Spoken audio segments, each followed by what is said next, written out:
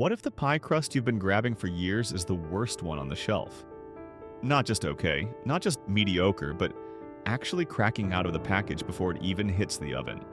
That happens more than you think, and the brands responsible are ones you'd recognize in a second. We tested 10 of the most popular store-bought crusts out there, and the results are not what anyone expected. Some of the biggest names failed hard, and a couple of smaller ones came out looking like the only honest products in the whole aisle. Number 1. Pillsbury Refrigerated Pie Crust. Pillsbury is probably the first brand you picture when someone says store-bought pie crust. That red tube has been in grocery stores for decades, and there's a real nostalgia to it. But flip it over and read the ingredients, and that warm feeling fades fast. There's no butter in there. What you get is lard, partially hydrogenated oils, and preservatives like sodium propionate and potassium sorbate. That buttery taste people swear by? It comes from artificial flavoring added to fake what real butter does naturally. In blind taste tests, tasters picked up a flat, slightly chemical aftertaste that real butter never produces. One reviewer described the blind baked crust as looking like a giant Ritz cracker, which is a little unnerving. It unrolls without cracking and stays pliable enough for lattice work, so it's functional. But pliable and delicious aren't the same thing. Number 2. Great Value Refrigerated Pie Crust. Great Value is Walmart's answer to every name brand on the shelf, and for a lot of staples, that swap works fine. Pie crust is not one of those staples. The primary fat in Great Value refrigerated crust is vegetable shortening, and shortening is nearly tasteless. It produces a tender crumb, sure, but zero of that rich, slightly salty flavor that makes a good crust worth eating on its own. Tasters who try it plain describe the crust as something that just disappears into the background. Shortening does have one real advantage. It doesn't melt the way butter does, so it's harder to overwork. Commercial bakers use it for exactly that reason. But you're not running a factory line in your kitchen, so that advantage doesn't transfer. Great Value crust won't wreck your pie. It just won't contribute anything to it either. Number 3. Kroger Refrigerated Pie Crust. Kroger's store brand crust is basically Great Value with a different zip code. If you shop in the Midwest or Southeast, you've probably grabbed it because it was right there, and $1 cheaper than the name brands. The ingredient list tells the same story though. Vegetable oil, shortening, no butter anywhere. The packaging says flaky and home style, but those are marketing words, not promises. Shortening does create flaky layers technically because fat separates dough during baking, just like butter does. But shortening brings zero flavor to those layers, so you get the texture without any of the taste.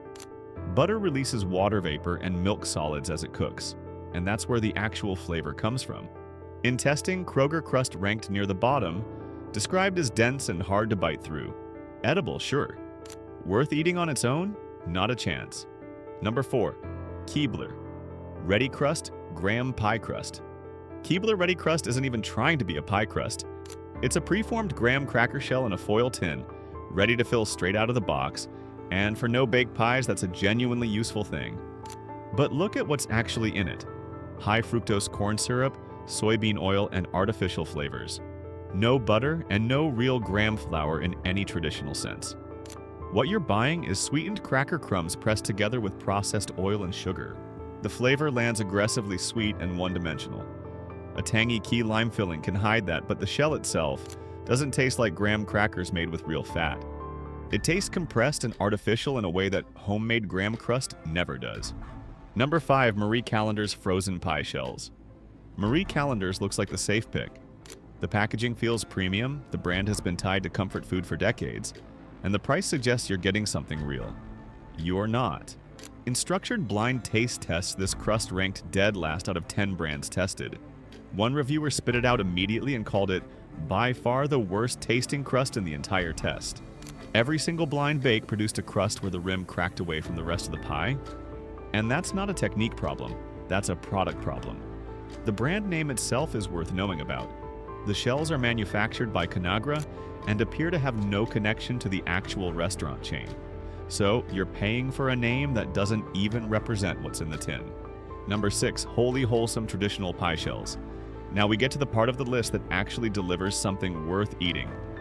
Wholly Wholesome Traditional comes in a plain aluminum tin with crimped edges, and a lot of people walk right past it because the packaging doesn't look like much. That's a mistake. In a blind taste test against 10 other store-bought crusts, this one ranked first overall, and tasters kept eating it even after they'd already finished the test. That doesn't happen with shortening-based crusts. The ingredient list is short: flour, palm oil, water, cane sugar, sea salt. No artificial flavoring, no hydrogenated oils, no preservatives padding the list. The organic certification restricts the additives that conventional crusts lean on freely, so what you taste is the actual crust, not a chemical approximation of one. Number 7, Market Pantry/Good and Gather pie crusts. Target rebranded Market Pantry into Good and Gather specifically to compete with higher-end store brands, and the pie crust got pulled along for the ride. Cleaner label, better packaging, slightly higher price. But a cleaner label doesn't automatically mean better fat. Good and Gather crust browns evenly and holds its shape without leaving that greasy film that pure shortening crusts do.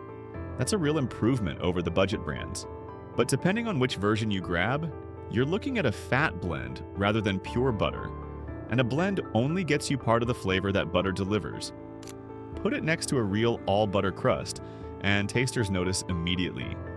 There's a tang and a depth that butter brings to pastry that a partial substitute just can't replicate. Good and Gather won't embarrass you, but it won't impress anyone either. Number 8, Trader Joe's All-Butter Pie Crust. Trader Joe's All-Butter Pie Crust is the one people in serious baking circles keep recommending, and the ingredient list backs them up. Real butter, short list. No artificial flavoring trying to fake what the real thing does naturally, but it comes frozen and rolled.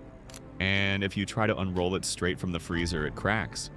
Not because the crust is defective, but because butter gets brittle when it's cold.